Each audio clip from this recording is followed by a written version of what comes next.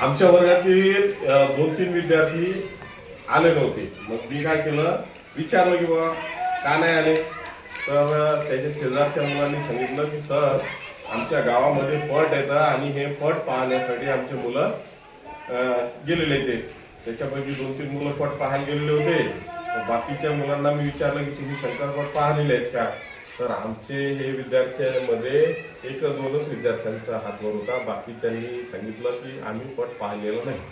मग शंकरपट, बैलगाडा शर्यत यांनी पाहिलेली नाही. म्हटलं की पारंपरिक खेळ, शेतकऱ्यांचा बैलांचा खेळ त्या मुलांनी कधी पाहावा, म्हणून मग त्यांना दाखवण्याचा मी त्या ठिकाणी एक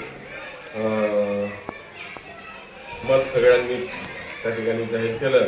मग आम्ही तो खेळ पाहण्यासाठी वसारी या गावी पिवळी भरून 2 गाड्या करून माझ्या पैशाने त्या ठिकाणी विद्यार्थ्यांना नेलं व तो थरार, तो अनुभव त्यांना देण्याचा मी प्रयत्न केला.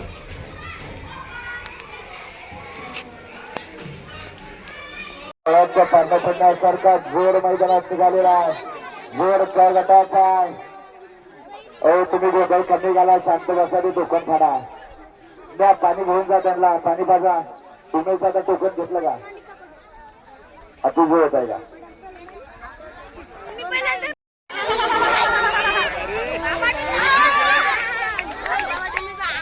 असणारे जोडे 5 सेकंद कमी असते. बघा दादा पुढे सगळं बाद असतंय.